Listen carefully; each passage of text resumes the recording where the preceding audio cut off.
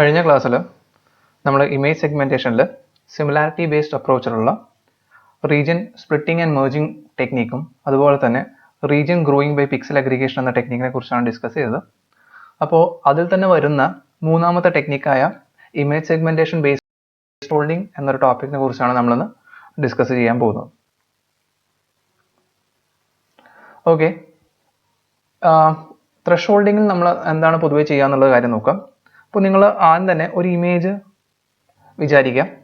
ഒരു ഇമേജ് എങ്ങനെയാണെന്ന് പറഞ്ഞു കഴിഞ്ഞാൽ അതൊരു ഡാർക്ക് ബാക്ക്ഗ്രൗണ്ടിൽ ഒരു ലൈറ്റ് ഒബ്ജക്റ്റ് കിടക്കുന്ന ഒരു ഇമേജ് നിങ്ങൾ കൺസിഡർ ചെയ്യാം. ഫോർ എക്സാമ്പിൾ നിങ്ങളൊരു ചെറിയൊരു സ്ക്വയർ പീസ് ഓഫ് പേപ്പർ എടുക്കുക. അപ്പോൾ അതിൻ്റെ സെൻറ്ററായിട്ട് ഒരു വൈറ്റ് ബോളും ബാക്കി എല്ലാ സ്പേസും ഡാർക്ക് ആണെന്ന് ഇമാജിൻ ചെയ്യുക. അപ്പോൾ ആ ഒരു രീതിയിലൊരു ഇമേജ് നിങ്ങളുടെ മുന്നിൽ വെക്കാം. അപ്പോൾ അങ്ങനെ ഒരു ഇമേജിൻ്റെ ഹിസ്റ്റോഗ്രാം പ്ലോട്ട് ചെയ്താൽ ഏതാണ്ട് ഇതുപോലെ ഇരിക്കും. എന്താണ് ഹിസ്റ്റോഗ്രാം? ഹിസ്റ്റോഗ്രാം എന്ന് പറഞ്ഞു കഴിഞ്ഞാൽ ഒരു പ്ലോട്ടാണ്. ആ പ്ലോട്ടിൽ എന്തൊക്കെയാണ് ഉണ്ടാവുക? എക്സ് ആക്സിസിൽ ഏതൊക്കെയാണ് ആ ഇമേജിലുള്ള ഇൻറ്റൻസിറ്റി വാല്യൂ എന്നും വൈ ആക്സിസിൽ ആ ഓരോ ഇൻറ്റൻസിറ്റി വാല്യൂ എത്ര തവണ ആ ഇമേജിൽ വരുന്നു എന്നുള്ള ഒരു പ്ലോട്ടിനെയാണ് നമ്മൾ എന്ത് പറയുന്നത്? ഹിസ്റ്റോഗ്രാം എന്ന് പറയുന്നത്. അപ്പോൾ ആ ഒരു ഇമേജിൻ്റെ ഹിസ്റ്റോഗ്രാം പ്ലോട്ട് ചെയ്ത് കഴിഞ്ഞാൽ അല്ലെങ്കിൽ വരച്ചു കഴിഞ്ഞാൽ നമുക്ക് എങ്ങനെയാണ് കിട്ടുക എന്ന് പറഞ്ഞു കഴിഞ്ഞാൽ ഇങ്ങനെ രണ്ട് മോഡുള്ള ഒരു ഹിസ്റ്റോഗ്രാമാണ് കിട്ടുക. രണ്ട് മോഡ് എന്ന് പറഞ്ഞു കഴിഞ്ഞാൽ ഇവിടെ ഒരു മോഡുണ്ട്, ഇവിടെയും ഒരു മോഡുണ്ട്. ഇപ്പോൾ ഇവിടെ 0ഉം ഇങ്ങോട്ട് പോകുമ്പോൾ 255ലേക്കാണ് റേഞ്ച് ചെയ്യുന്നത്. അപ്പോൾ നമ്മുടെ ഇമേജ് ബ്രൈറ്റ് ആയതുകൊണ്ട് നമ്മുടെ ഇമേജ് എന്ന് പറയുന്നത് കൂടുതലും ഹൈ ഇൻറ്റൻസിറ്റി വാല്യൂ ആയിരിക്കും. ബാക്ക്ഗ്രൗണ്ട് എന്ന് പറയുന്നത് ലോ ഇൻറ്റൻസിറ്റി വാല്യൂവിന് അടുത്തേക്കായിരിക്കും കോൺസെൻട്രേറ്റ് ഉണ്ടാവുക. അപ്പോൾ നമുക്ക് ഏതാണ്ട് ഇങ്ങനെ ഒരു ഹിസ്റ്റോഗ്രാം കിട്ടും. അപ്പോൾ ആ ഹിസ്റ്റോഗ്രാമിൽ നമുക്ക് ഏതാണ്ട് ഈ ഒരു പൊസിഷനിൽ നമ്മളൊരു ത്രെഷോൾഡ് വാല്യൂ തീരുമാനിച്ചു കഴിഞ്ഞു കഴിഞ്ഞാൽ നമുക്ക് ഈസിലി നമുക്കതിന് ഒബ്ജക്റ്റും ബാക്ക്ഗ്രൗണ്ടിനെയും തിരിച്ചെടുക്കാൻ വേണ്ടി അല്ലെങ്കിൽ വേർതിരിച്ചെടുക്കാൻ വേണ്ടി സാധിക്കും. അപ്പോൾ അതുപോലെ തന്നെ സപ്പോസ് നമ്മൾ എഗെയിൻ ഒരു അനദർ ഇമേജ് കൺസിഡർ ചെയ്യണം. ആ ഇമേജിൽ എന്ന് പറഞ്ഞു കഴിഞ്ഞാൽ എഗെയിൻ ഒരു ഡാർക്ക് ബാക്ക്ഗ്രൗണ്ട് ആണ്. ആ ഡാർക്ക് ബാക്ക്ഗ്രൗണ്ടിൽ ഒരു രണ്ട് ഒബ്ജക്ട്സ് ഉണ്ട്. ആ രണ്ട് ഒബ്ജക്ട്സിനും ഡിഫറെൻറ്റ് ഇൻറ്റൻസിറ്റി വാല്യൂ ആണ്. ആൻഡ് രണ്ട് intensity value towards bright intensity value ആണെന്നുള്ള കാര്യം നിങ്ങൾ കൺസിഡർ ചെയ്യാം. അപ്പോൾ അതിൻ്റെ ഒരു ഹിസ്റ്റോഗ്രാം വരച്ചു കഴിഞ്ഞാൽ ഏതാണ്ട് ഇതുപോലെ ഉണ്ടാവും. അപ്പോൾ ഈ ഹിസ്റ്റോഗ്രാമിൽ നമുക്ക് രണ്ട് ത്രെഷോൾഡ് വാല്യൂ നമുക്ക് എടുക്കാവുന്നതാണ്. ഏകദേശം ഈ ഒരു പോയിന്റിൽ ഒരു ത്രെഷോൾഡ് വാല്യൂ, ഈ ഒരു പോയിന്റ് നമുക്ക് അടുത്തൊരു ത്രെഷോൾഡ് വാല്യൂ നമുക്ക് ചൂസ് ചെയ്യാം. അപ്പോൾ അങ്ങനെ ചൂസ് ചെയ്ത് കഴിഞ്ഞിട്ട് നമുക്കൊരു കണ്ടീഷൻ വെക്കാവുന്നതാണ്. ഇപ്പോൾ എഫ് ഓഫ് എക്സ് വൈ, അതായത് ആ ഇമേജിലെ ഏതെങ്കിലും ഒരു പെർട്ടിക്കുലർ പോയിന്റിലെ ഇൻറ്റൻസിറ്റി വാല്യൂ T2നും T1നും ഇടയിലാണെങ്കിൽ, T2നും T1നും ഇടയിലാണെങ്കിൽ, ഈ രണ്ട് പോയിന്റ് ഇടയിലാണെങ്കിൽ അത് ഒരു ഒബ്ജക്റ്റ് ആയിട്ടും, അത് ഇപ്പോൾ നമ്മുടെ ഇൻറ്റൻസിറ്റി വാല്യൂ T2നേക്കാളും കൂടുതലാണെങ്കിൽ മറ്റൊരു ഒബ്ജക്റ്റ് ആയിട്ടും, ഇപ്പോൾ നമ്മുടെ ഇൻറ്റൻസിറ്റി വാല്യൂ T1നേക്കാളും കുറവാണെങ്കിൽ അതിനെ ബാക്ക്ഗ്രൗണ്ട് ആയിട്ടും നമുക്ക് എന്ത് ചെയ്യാം? കൺസിഡർ ചെയ്യാം, അല്ലെങ്കിൽ ബാക്ക്ഗ്രൗണ്ട് ആയിട്ട് നമുക്ക് തീരുമാനിക്കാം. അതായത് നമ്മൾ ഒരു ഹിസ്റ്റോഗ്രാം പ്ലോട്ട് ചെയ്യുന്നു. അപ്പോൾ ഹിസ്റ്റോഗ്രാം എന്ന് പറഞ്ഞു കഴിഞ്ഞാൽ ഒരു സൈൻ വേവ് പോലെ ഇങ്ങനെ ഉണ്ടാകും. അപ്പോൾ 3 മോഡുകൾ ഉണ്ടാവും. അപ്പോൾ നമുക്ക് ഏതാണ്ട് ഈ ഒരു പാർട്ടിൽ നിങ്ങൾ ഇങ്ങനെ നോക്കിയതിന് മേലെ വരച്ചു കഴിഞ്ഞാൽ നമുക്ക് ഇങ്ങനെ ഒരു 3 വേവ് പോലെ കിട്ടും. അപ്പോൾ ഈ T1 T2 നമ്മൾ ചൂസ് ചെയ്ത് കഴിഞ്ഞാൽ നമുക്ക് ഈസിലി ആ ഹിസ്റ്റോഗ്രാം നോക്കിയാൽ തന്നെ ചൂസ് ചെയ്യാൻ വേണ്ടി പറ്റും. അപ്പോൾ അങ്ങനെ ചൂസ് ചെയ്തിട്ട് നമുക്ക് T1നും T2നും ഇടയിലാണ് നമ്മുടെ ഇൻറ്റൻസിറ്റി വാല്യൂ എങ്കിൽ അതിനെ ഒരു ഒബ്ജക്റ്റ് ആയിട്ടും, T2നേക്കാളും കൂടുതലാണെങ്കിൽ അതിനെ മറ്റൊരു ഒബ്ജക്റ്റ് ആയിട്ടും, T1നേക്കാളും കുറവാണ് ഒരു പിക്സൽ വാല്യൂ എന്നുണ്ടെങ്കിൽ അതിനെ ബാക്ക്ഗ്രൗണ്ട് ആയിട്ട് നമുക്ക് വേർതിരിക്കാൻ വേണ്ടി പറ്റും. അപ്പോൾ ഈ ഒരു രീതിയിൽ നമുക്ക് എന്ത് ചെയ്യാം? ഒബ്ജക്റ്റിനെയും ബാക്ക്ഗ്രൗണ്ടിനെയും നമുക്ക് ഡിഫറൻഷിയേറ്റ് ചെയ്യാൻ വേണ്ടി പറ്റും. നോർമലി നമ്മൾ ത്രെഷോൾഡിങ് ഓപ്പറേഷൻ എന്താ ചെയ്യാന്ന് പറഞ്ഞാൽ ഒരു സർട്ടൻ ത്രെഷോൾഡ് വാല്യൂ, ഒരു പെർട്ടിക്കുലർ വാല്യൂ നമ്മൾ തീരുമാനിക്കും. എന്നിട്ട് എന്ത് ഓപ്പറേഷനാണ് ക്യാരി ഔട്ട് ചെയ്യാമെന്ന് വിചാരിച്ചു കഴിഞ്ഞാൽ സപ്പോസ് നമ്മുടെ പിക്സൽ വാല്യൂ ആ ത്രെഷോൾഡിനേക്കാളും കൂടുതലോ ഈക്വലോ ആണെങ്കിൽ അതിന് 1 എന്ന വാല്യൂ നമ്മൾ അസൈൻ ചെയ്യും. അത് ത്രെഷോൾഡ് വാല്യൂവിനേക്കാളും കുറവാണ് നമ്മുടെ പിക്സൽ വാല്യൂ എങ്കിൽ അതിന് നമ്മൾ 0 എന്ന വാല്യൂ കൊടുക്കും. അപ്പോൾ അങ്ങനെ നമുക്ക് ഫൈനൽ പ്രോസസ്ഡ് ഇമേജ് എന്ന് പറഞ്ഞാൽ ഒരു ബൈനറി ഇമേജ് ഉണ്ടാവും, 1ഉം 0 ഉള്ള. അപ്പോൾ നമുക്കൊരു ഈസിലി നമുക്ക് എന്ത് ചെയ്യാൻ വേണ്ടി പറ്റും? ഒരു ഒബ്ജക്റ്റും അതിൻ്റെ ബാക്ക്ഗ്രൗണ്ടും തമ്മിൽ വേർതിരിച്ചെടുക്കാൻ വേണ്ടി സിമ്പിളായിട്ട് പറ്റും. കാരണം നമ്മുടെ ബ്ലാക്ക് ആൻഡ് വൈറ്റ് എന്നൊരു മോഡലിൽ മാത്രമായിരിക്കും നമ്മുടെ ഇമേജ് ഉണ്ടാവുക.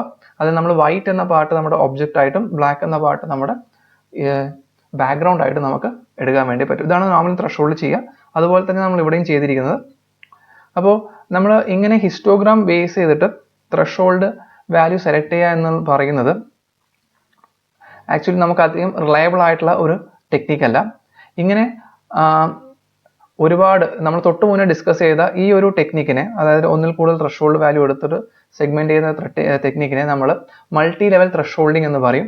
ഇത് അത്ര റിലയബിൾ അല്ല എന്നാണ് നമ്മൾ പറയുന്നത്. എന്താ അതിന്റെ കാരണം എന്ന് പറഞ്ഞു കഴിഞ്ഞാൽ, ഒരു റിയൽ ഇമേജിൽ ഒരു ഹിസ്റ്റോഗ്രാം എടുത്തിട്ട് ഒരു മൾട്ടിപ്പിൾ ത്രഷോൾഡ് വാല്യൂ ലൊക്കേറ്റ് ചെയ്യുക എന്ന് പറയുന്നത് ബുദ്ധിമുട്ടാണ്. ഇപ്പോൾ ഒരു ഒബ്ജക്റ്റും ബാക്ക്ഗ്രൗണ്ടും മാത്രമാണെങ്കിൽ ആ ഒരു കേസിൽ നമുക്ക് ഹിസ്റ്റോഗ്രാം പ്ലോട്ട് ചെയ്ത് അതിൽ നിന്ന് ത്രഷോൾഡ് വാല്യൂ ചൂസ് ചെയ്ത്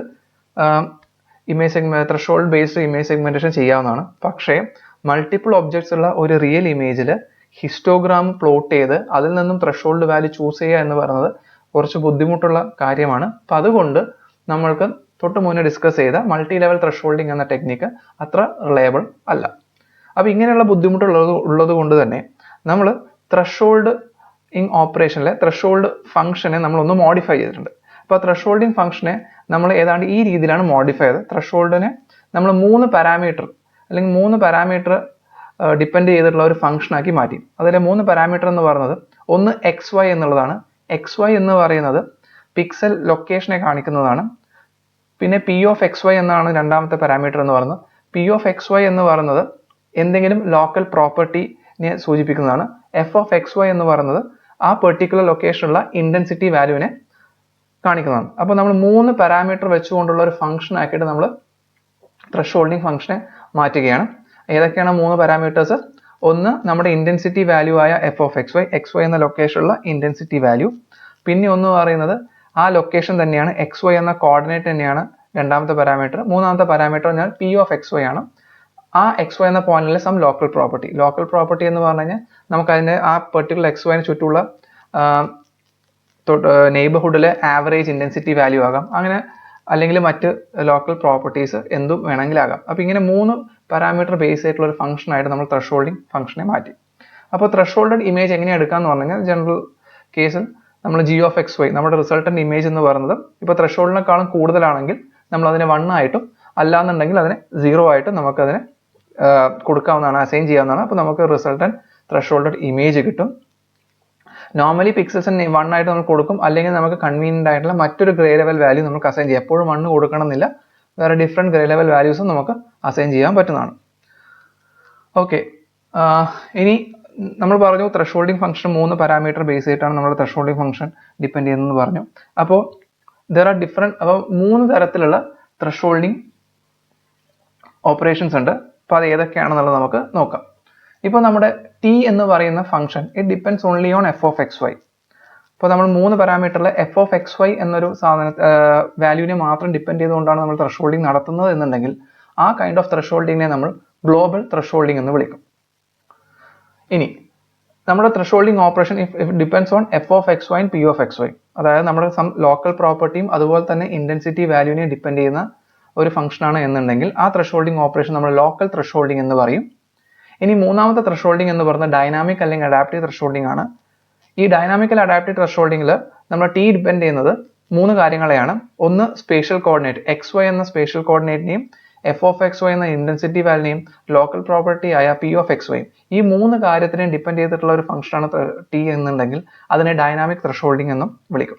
അപ്പോൾ 3 തരം ത്രഷോൾഡിംഗ് ആണുള്ളത്: global thresholding, local thresholding and dynamic thresholding. Dynamic ത്രഷോൾഡിംഗിന്റെ മറ്റൊരു പേരാണ് അഡാപ്റ്റീവ് ത്രഷോൾഡിംഗ്. അപ്പോൾ നമ്മുടെ T എന്ന ഫംഗ്ഷൻ F of XY എന്നൊരു പാരാമീറ്ററിനെ മാത്രം ഡിപ്പെൻഡ് ചെയ്തുകൊണ്ടുള്ളതാണെങ്കിൽ അതിനെ നമ്മൾ ഗ്ലോബൽ ത്രഷോൾഡിംഗ് എന്ന് വിളിക്കും. ഇപ്പോൾ നമ്മുടെ ത്രഷോൾഡിംഗ് ഫംഗ്ഷൻ F of XYയും P of XYയും എന്ന 2 പാരാമീറ്റേഴ്സിനെ ഡിപ്പെൻഡ് ചെയ്തുകൊണ്ടുള്ളതാണെങ്കിൽ ലോക്കൽ ത്രഷോൾഡിംഗ് എന്ന് വിളിക്കും. ഇപ്പോൾ നമ്മുടെ ത്രഷോൾഡിംഗ് ഫംഗ്ഷൻ എന്ന് പറയുന്നത് 3 പാരാമീറ്റേഴ്സ്, അതായത് F of XYയും P of XYയും അതുപോലെ തന്നെ അതിന്റെ സ്പേഷ്യൽ കോർഡിനേറ്റ്സ് XYനെ ഡിപ്പെൻഡ് ചെയ്തിട്ടുള്ള ഒരു ഫംഗ്ഷൻ ആണ് എന്നുണ്ടെങ്കിൽ അതിനെ നമ്മൾ ഡൈനാമിക് ത്രഷോൾഡിംഗ് അല്ലെങ്കിൽ അഡാപ്റ്റീവ് ത്രഷോൾഡിംഗ് എന്ന് വിളിക്കും. നോർമലി ലോക്കൽ ത്രഷോൾഡിംഗ് എന്നൊരു ഓപ്പറേഷൻ നമ്മൾ ചെയ്യുക എന്ന് പറയുന്നത് നമുക്ക് ഒബ്ജക്ട്സിന്റെ നേച്ചറിനെ കുറിച്ചിട്ട് മുന്നേ ഒരു ധാരണ ഉണ്ടെങ്കിൽ, അതിനെക്കുറിച്ച് എന്തെങ്കിലും ഇൻഫോർമേഷൻ നമുക്ക് മുന്നേ ഉണ്ടെങ്കിൽ ആണെങ്കിൽ മാത്രമേ നമ്മൾ ലോക്കൽ ത്രഷോൾഡിംഗ് നമ്മൾ ചൂസ് ചെയ്യാറുള്ളൂ.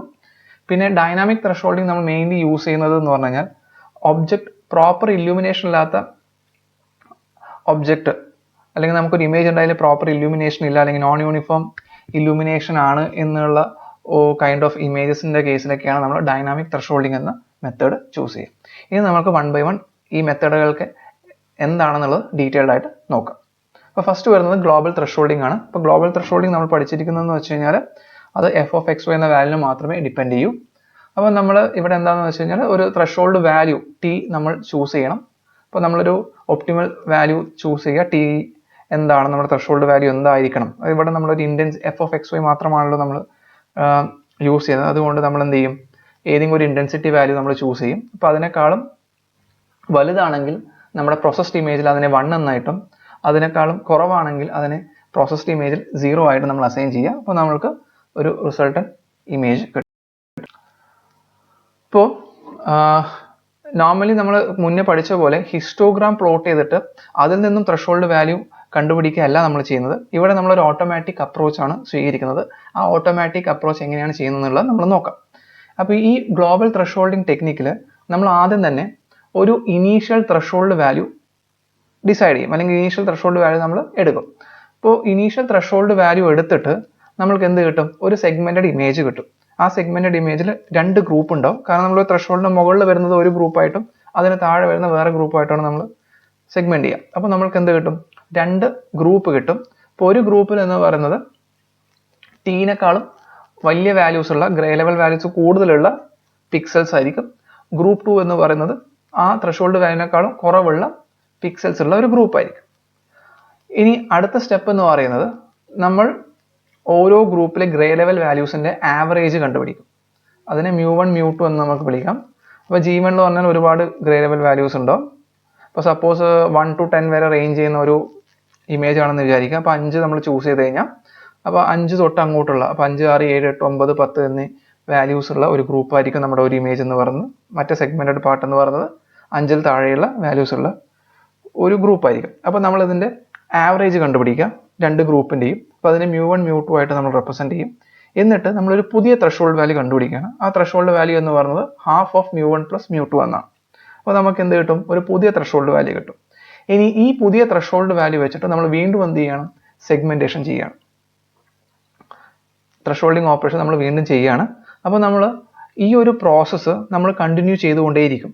ഏത് പോയിന്റ് വരെ കണ്ടിന്യൂ ചെയ്യും എന്ന് ചോദിച്ചു കഴിഞ്ഞാൽ നമ്മൾ TI എന്നൊരു ത്രഷോൾഡ് വാല്യൂ TI+1 എന്ന ത്രഷോൾഡ് വാല്യൂ ഇതിൽ തമ്മിലുള്ള ഡിഫറൻസ് TIയും TI+1 എന്താണെന്ന് മനസ്സിലാക്കുകയാണെന്ന് വിചാരിക്കുന്നു. ഇപ്പോൾ നമ്മൾ 1, 2, 3, 4 തവണ നമ്മൾ ത്രഷോൾഡ് വാല്യൂ കണ്ടുപിടിക്കുകയാണെങ്കിൽ സപ്പോസ് T3 മൂന്നാമത്തെ തവണ കണ്ടുപിടിക്കുന്ന വാല്യൂ ആണ് T3. TI+1 എന്ന് പറഞ്ഞാൽ നമ്മൾ 4ാമത്തെ തവണ കണ്ടുപിടിക്കുന്ന ത്രഷോൾഡ് വാല്യൂ ആണ്. അപ്പോൾ നമ്മളത് ഒരുപാട് തവണ റിപ്പീറ്റ് ചെയ്യുന്നതുകൊണ്ട് നമ്മൾ ഏത് പോയിന്റ് വരെ ഇത് ചെയ്യണം എന്നുള്ളതാണ് ഇവിടെ പറയുന്നത്. അപ്പോൾ സപ്പോസ് TI എന്ന ത്രഷോൾഡ് വാല്യൂ TI+1 എന്ന ത്രഷോൾഡ് വാല്യൂ തമ്മിലുള്ള ഡിഫറൻസ് എന്ന് പറയുന്നത് ഒരു പ്രീ ഡിഫൈൻഡ് വാല്യൂ T0 ആയിട്ട് കുറവാകുമ്പോൾ, അല്ലെങ്കിൽ നമ്മൾ ഒരു പ്രീ ഡിഫൈൻഡ് നമ്മുടെ ത്രഷോൾഡ് വാല്യൂ ഇന്നതായിരിക്കണം നമ്മൾ ഓൾറെഡി ഡിഫൈൻ ചെയ്തിട്ടുണ്ടാവും. അപ്പോൾ ഈ രണ്ടും തമ്മിലുള്ള ഡിഫറൻസ് ആ പ്രീ ഡിഫൈൻഡ് പാരാമീറ്ററിനേക്കാളും കുറവാണ് എന്നൊരു പോയിന്റ് എത്തുന്നവരെ നമ്മൾ എന്ത് ചെയ്യും, ഇതിനെ റിപ്പീറ്റ് ചെയ്തുകൊണ്ടേയിരിക്കും. മനസ്സിലായെന്ന് വിചാരിക്കുന്നു. ഒന്നുമില്ല, നമ്മളിവിടെ തുടക്കം തന്നെ നമ്മളൊരു ഇനീഷ്യൽ ത്രഷോൾഡ് വാല്യൂ കണ്ടുപിടിക്കും. അതുപോലെ തന്നെ ഒരു പ്രീ ഡിഫൈൻഡ് ത്രഷോൾഡ് വാല്യൂ ഉണ്ടാകും. അപ്പോൾ ഇനീഷ്യൽ ത്രഷോൾഡ് വാല്യൂ വെച്ചിട്ട് നമ്മൾ ഇതിനെ സെഗ്മെന്റ് ചെയ്യും. സെഗ്മെന്റ് ചെയ്ത് 2 ഗ്രൂപ്പ് കിട്ടും. ഓരോ ഗ്രൂപ്പിലും നമ്മൾ ആവറേജ് പിക്സൽ വാല്യൂ കണ്ടുപിടിക്കും. ഈ ആവറേജ് പിക്സൽ വാല്യൂ വെച്ച് നമ്മൾ പുതിയ ത്രഷോൾഡ് വാല്യൂ കണ്ടുപിടിക്കും. പുതിയ ത്രഷോൾഡ് വാല്യൂ വെച്ച് നമ്മൾ വീണ്ടും ഈ സെഗ്മെന്റേഷൻ റിപ്പീറ്റ് ചെയ്യും. ഈ പ്രോസസ് നമ്മൾ റിപ്പീറ്റ് ചെയ്തുകൊണ്ടേയിരിക്കും. എത്ര തവണ റിപ്പീറ്റ് ചെയ്യുമെന്ന് പറഞ്ഞു കഴിഞ്ഞാൽ നമ്മുടെ സക്സസീവ് ഐട്രേഷൻസ് ഉള്ള ടിന്റെ ഡിഫറൻസ്, അതായത് TI+1നെയും TI തമ്മിലുള്ള ഡിഫറൻസ് നമ്മൾ മുന്നേ ഒരു പ്രീ ഡിഫൈൻഡ് ത്രഷോൾഡ് വാല്യൂവിനേക്കാളും കുറവാകുന്ന ഒരു പോയിന്റ് വരെ നമ്മൾ എന്ത് ചെയ്യും,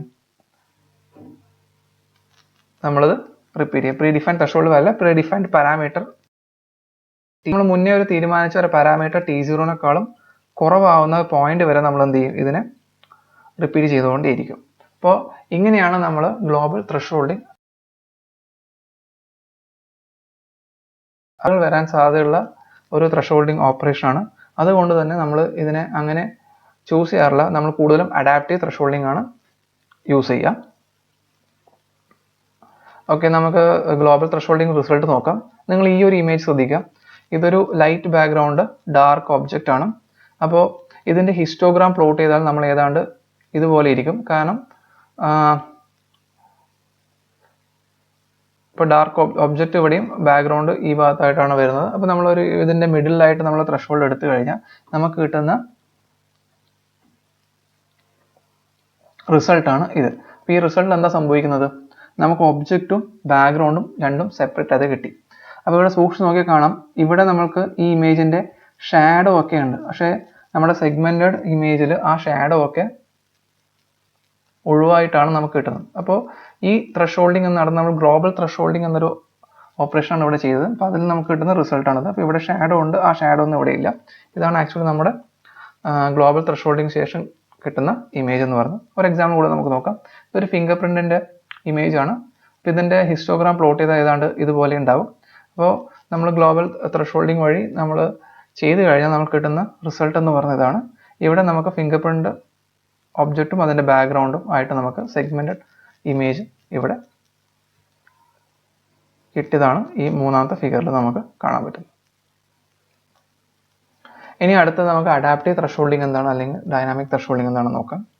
ചില കേസുകളിൽ നമ്മുടെ ഇമേജിൻ്റെ ഇല്യൂമിനേഷൻ എന്ന് പറയുന്നത് യൂണിഫോം ആയിരിക്കില്ല. ആ ഒരു കേസിൽ നമ്മൾ ഗ്ലോബൽ ത്രെഷോൾഡിങ് അപ്രോച്ച് യൂസ് ചെയ്ത് കഴിഞ്ഞാൽ നമ്മുടെ റിസൾട്ട് എന്ന് പറയുന്നത് അത്ര നന്നായിരിക്കില്ല. ഫോർ എക്സാമ്പിൾ, ഇതാണ് നമ്മുടെ ഇമേജ് എന്ന് വിചാരിക്കാം. ഈ ഒരു ഇമേജിൽ നമ്മുടെ ഇല്യൂമിനേഷൻ പ്രോപ്പർ അല്ല. ആ ഇല്യൂമിനേഷൻ പ്രോപ്പർ അല്ലാത്ത ഒരു ഇമേജിൽ നമ്മൾ ഗ്ലോബൽ ത്രെഷോൾഡിങ് ചെയ്ത് കഴിഞ്ഞാൽ നമുക്ക് ഏതാണ്ട് ഇതുപോലത്തെ ഒരു റിസൾട്ടാണ് നമുക്ക് ലഭിക്കുക. അപ്പോൾ ഇത് എങ്ങനെ നമുക്ക് സോൾവ് ചെയ്യാം എന്നുള്ളതിന് ഉത്തരമാണ് നമ്മുടെ അഡാപ്റ്റീവ് ത്രെഷോൾഡിങ് എന്ന് പറയുന്നത്.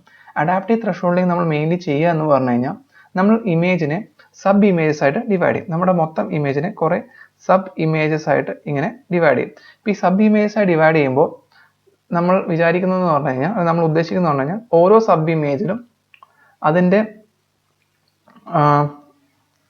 ഇല്യൂമിനേഷൻ എന്ന് പറയുന്നത് യൂണിഫോം ആണ്. അപ്പോൾ നമ്മൾ ഇവിടെ എന്ന് പറഞ്ഞാൽ ഒരു കറുപ്പും വെള്ളയും അടിച്ച ഒരു ഭാഗമാണ്. പക്ഷെ നമ്മൾ ഇവിടെ മാത്രം എടുക്കുമ്പോൾ കംപ്ലീറ്റ്ലി ബ്ലാക്ക് ആയി. ഇവിടെ നമുക്ക് കുറച്ച് വൈറ്റുള്ള ഭാഗം, ബ്ലാക്കിലെ ഭാഗം, ഇവിടെ കുറച്ച് ബ്ലാക്ക് വൈറ്റ്. അപ്പോൾ അങ്ങനെ നമ്മൾ എടുക്കുമ്പോൾ ഒരു യൂണിഫോം ഇല്യൂമിനേഷനുള്ള കുറേ ഇമേജസ്, സബ് ഇമേജസ് നമുക്ക് ഇവിടെ കിട്ടും. അപ്പോൾ അതിൽ നമ്മൾ ത്രെഷോൾഡിങ് ഓപ്പറേഷൻ ചെയ്താൽ നമുക്ക് കുറച്ചുകൂടി ബെറ്റർ റിസൾട്ട് കിട്ടുമെന്നാണ് അഡാപ്റ്റീവ് ത്രെഷോൾഡിങ് പറയുന്നത്. അപ്പോൾ നമ്മൾ സബ് ഇമേജസ് ഡിവൈഡ് ചെയ്തു. നമ്മൾ എന്താ അസ്യൂം ചെയ്യുന്നത് പറഞ്ഞാൽ ആ ഓരോ സബ് ഇമേജിൻ്റെ ഇല്യൂമിനേഷൻ കോൺസ്റ്റന്റ് ആണ്. അപ്പോൾ നമ്മൾ ഓരോ സബ് ഇമേജിൻ്റെയും ത്രെഷോൾഡ് വാല്യൂ കണ്ടുപിടിക്കും. ഈ ത്രെഷോൾഡ് വാല്യൂ വെച്ചിട്ട് നമ്മൾ എന്ത് ചെയ്യും, നമ്മൾ ആ സബ് ഇമേജിനെ ത്രെഷോൾഡ് ചെയ്യും. എന്നിട്ട് നമ്മൾ ഈ മൊത്തം റിസൾട്ടിനെ കമ്പൈൻ ചെയ്ത് കഴിഞ്ഞാൽ നമുക്ക് ഫൈനൽ ത്രെഷോൾഡഡ് ഔട്ട്പുട്ട് കിട്ടും. അപ്പോൾ ഇവിടെ നമ്മൾ മെയിൻലി ത്രെഷോൾഡ് സെലക്ഷൻ ഒരു പൊസിഷൻ ഡിപ്പെൻഡൻ്റ് ആയതുകൊണ്ട് ഇതിനെ അഡാപ്റ്റീവ് ത്രെഷോൾഡിങ് എന്ന് പറയുന്നു. പൊസിഷൻ ഡിപ്പെൻഡൻ്റ് എന്ന് പറഞ്ഞു കഴിഞ്ഞാൽ നമ്മൾ ഈ ഇതെന്താ ഉദ്ദേശിച്ച് കഴിഞ്ഞാൽ മൊത്തം ഇമേജിൽ ഗ്ലോബൽ ത്രെഷോൾഡിങ് നടന്നു കഴിഞ്ഞാൽ നമുക്ക് ഏതാണ്ട് ഇതുപോലെയാണ് നമ്മുടെ റിസൾട്ട് കിട്ടുക. ഇത് അത്ര നല്ല റിസൾട്ട് അല്ല. അപ്പോൾ നമ്മൾ എന്ത് ചെയ്യും, ഈ മൊത്തം ഇമേജിനെ കുറേ ഈ സബ് ഇമേജായി ഡിവൈഡ് ചെയ്യും. അപ്പോൾ സബ് ഇമേജായി ഡിവൈഡ് ചെയ്യുന്നത് വെച്ചാൽ ഈ ഒരു പോർഷനിൽ നമ്മുടെ ഇൻറ്റൻസിറ്റി അല്ലെങ്കിൽ നമ്മുടെ ഇല്യൂമിനേഷൻ യൂണിഫോം ആണ്. ഇവിടെ നമ്മുടെ യൂണിഫോം ആണ്. ഈ ഒരു കേസ് നമുക്ക് യൂണിഫോം ആയിട്ട് കിട്ടും. അപ്പോൾ നമുക്ക് എല്ലാ ഇമേജിലും ഓൾമോസ്റ്റ് യൂണിഫോം ആയിട്ടാണ് നമുക്ക് എന്ത് കിട്ടുന്നത്, ഇല്യൂമിനേഷൻ കിട്ടുന്നത്. അപ്പോൾ നമ്മൾ ഓരോ ഇൻഡിവിജ്വൽ സബ് ഇമേജിലും ത്രെഷോൾഡ് വാല്യൂ കണ്ടുപിടിച്ച് അതിൻ്റെ ത്രെഷോൾഡ് ഇമേജ് കണ്ടുപിടിക്കും. ഇനി അറ്റ് ലാസ്റ്റ് നമ്മൾ ഫൈനലായിട്ട് എന്ത് ചെയ്യും, ഓരോ ത്രെഷോൾഡ് ഇമേജിനെ കമ്പൈൻ ചെയ്യും. അപ്പോൾ അങ്ങനെ കമ്പൈൻ ചെയ്യുമ്പോൾ നമുക്ക് ഏതാണ്ട് ഈ ഒരു റിസൾട്ട് കിട്ടും. എനിവേ നമ്മുടെ ഗ്ലോബൽ ത്രെഷോൾഡിങ്ങിന് കിട്ടുന്നതിനേക്കാളും ഫാർ ബെറ്റർ ആയിട്ടുള്ള ഒരു ഇമേജാണ് ഇവിടെ നമുക്ക് കിട്ടുന്നത്.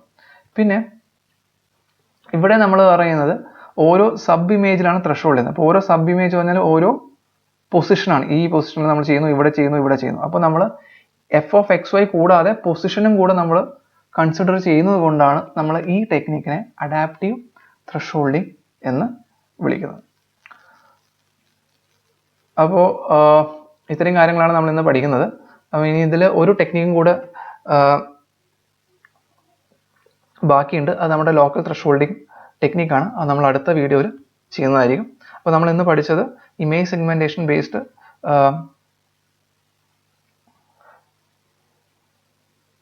ത്രെഷോൾഡിങ്ങിനെ കുറിച്ചാണ്. അപ്പോൾ ഇമേജ് സെഗ്മെൻറ്റേഷൻ ബേസ്ഡ് ത്രെഷോൾഡിങ്ങിൽ 3 ത്രെഷോൾഡിംഗ് ആണ് മെയിൻലി ഉള്ളത്. അതിന് ഒന്ന് ഗ്ലോബൽ ത്രെഷോൾഡിംഗ്, ഡൈനാമിക് അല്ലെങ്കിൽ അഡാപ്റ്റീവ് ത്രെഷോൾഡിംഗ് അല്ലെങ്കിൽ ലോക്കൽ ത്രെഷോൾഡിംഗ് ആണ്. അപ്പോൾ ഗ്ലോബൽ ത്രെഷോൾഡിംഗ് എന്ന് പറഞ്ഞു കഴിഞ്ഞാൽ നമ്മൾ മെയിൻലി ത്രെഷോൾഡിംഗ് ഫംഗ്ഷനെ 3 പാരാമീറ്റർ ഡിപ്പെൻഡ് ചെയ്തൊരു ഫംഗ്ഷൻ ആക്കി മാറ്റിയിട്ടുണ്ടായിരുന്നു. ആ 3 പാരാമീറ്റർ എന്ന് പറയുന്നത് ലൊക്കേഷൻ ബേസ്ഡ്, അതിൻ്റെ കോർഡിനേറ്റ്സിന് ആണ് ഒരു പാരാമീറ്റർ, ഒന്ന് അതിൻ്റെ ഇൻറ്റൻസിറ്റി വാല്യൂ, മറ്റൊന്ന് അതിൻ്റെ ലോക്കൽ പ്രോപ്പർട്ടിയാണ്.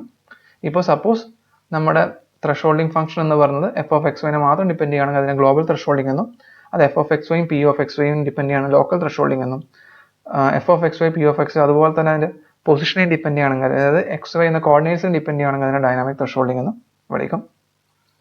അപ്പോൾ എന്താണ് ഗ്ലോബൽ ത്രെഷോൾഡിംഗ് എന്നുള്ളത് നമ്മൾ പഠിച്ചിട്ടുണ്ട്, നോക്കി. അപ്പോൾ അതുപോലെ തന്നെ ചില കേസിൽ നമുക്ക് നമ്മളുടെ ഇമേജിൽ ഇല്യൂമിനേഷൻ വളരെ പൂർ ആയിരിക്കും, അല്ലെങ്കിൽ പ്രോപ്പർ യൂണിഫോം ഇല്യൂമിനേഷൻ ആയിരിക്കില്ല. ആ ഒരു കേസ് നമ്മൾ അഡാപ്റ്റ് ചെയ്യുന്ന ടെക്നിക്കാണ് adaptive thresholding and dynamic thresholding. അപ്പോൾ ഡൈനാമിക് ത്രെഷോൾഡിംഗ് എന്താണെന്ന് നമ്മൾ നോക്കിയിട്ടുണ്ട്, പഠിച്ചിട്ടുണ്ടായിരുന്നു. അപ്പോൾ ഇത്രയും കാര്യങ്ങളാണ് നമുക്ക് ഈ വീഡിയോയിൽ പഠിക്കാനുള്ളത്. തൊട്ടടുത്ത വീഡിയോ നമ്മൾ ലോക്കൽ ത്രെഷോൾഡിംഗ് എന്നൊരു ടെക്നിക്കിനെ കുറിച്ച് ഡീറ്റെയിൽ ആയിട്ട് പഠിക്കും. Thank you.